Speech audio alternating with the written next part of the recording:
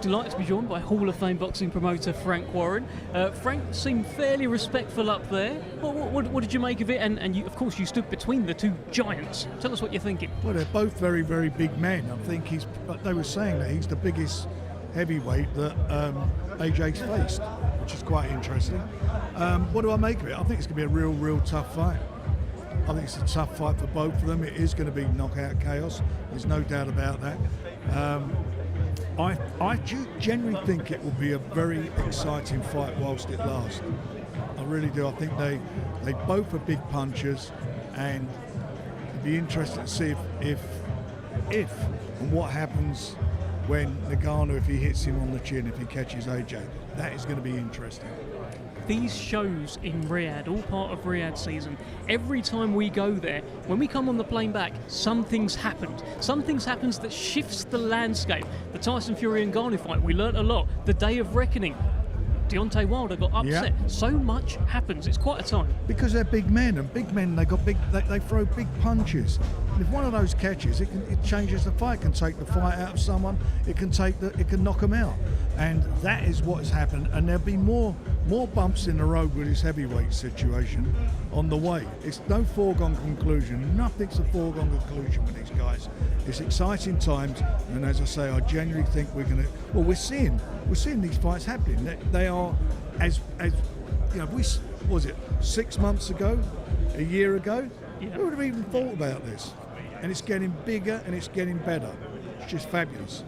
I'm loving the Street Fighter computer game vibe that Tuki Al-Sheikh was talking about. But back to Ngannou, how much do you think he can grow from that first fight? Because I think one thing they look back on now and feel like they could have done is gone a bit harder, because they were maybe a bit worried about managing the 30 minutes.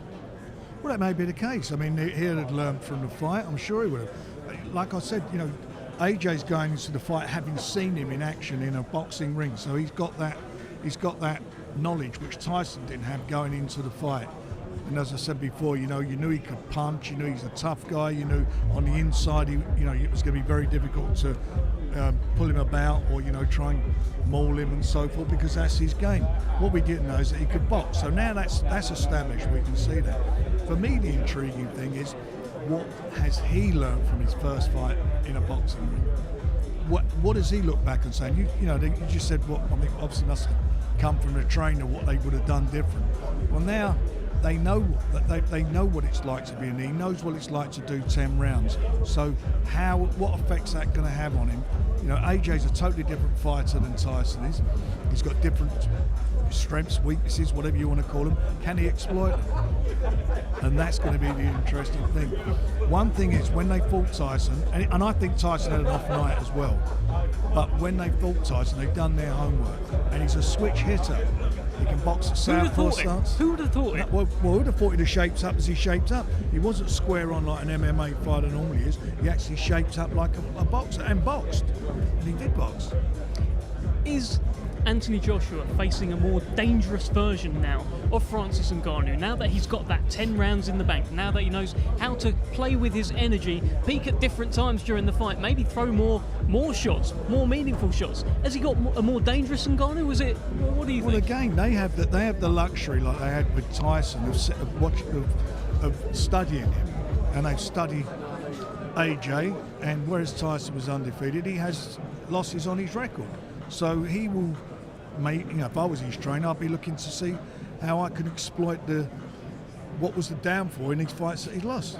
We know what he's good at doing. We know he's a big puncher. He looked very good in his last fight. He'd done everything that was asked of him.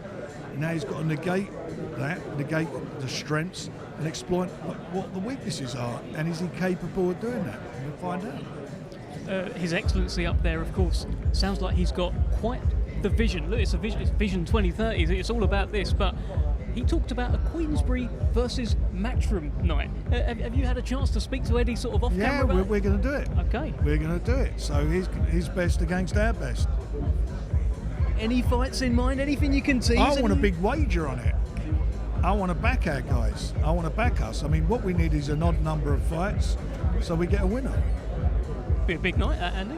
No, when he was stood up on the balcony there, Tuki Al-Sheikh, and came out with that, I was just rubbing my hands, because I was wondering to myself, has he just sprung this on This Eddie is- and Frank, or did they know about this, this or is- what let the me crack say, was? this is boxing heaven. You know, for the fans, they're getting everything they want. Everything, because it's being made to happen because of Saudi, His Excellency, all of the people involved in this. It's made it happen, and it's the catalyst to make it happen. So that's brilliant for the fans. It's brilliant for the fans, and I'm delighted as such a boxing fan. That adds to it. What a time to be a boxing fan. We also saw an undisputed belt up there on the screen as well. Sounds like that's going to be on the line for Fury Usyk. And then His Excellency talked about the winner of that. Well, whoever wins the fight's got the belt, hasn't he? It's not one that any governing body's going to take it away if they don't have their mandatories. The winner is the undefeated. Sorry, he's the unilateral champion. Wow. You know, he's the unified champion. So anybody who fights him will be fighting for that right. Yeah, it's something that boxing fans have been calling for a while, just a bit more clarity.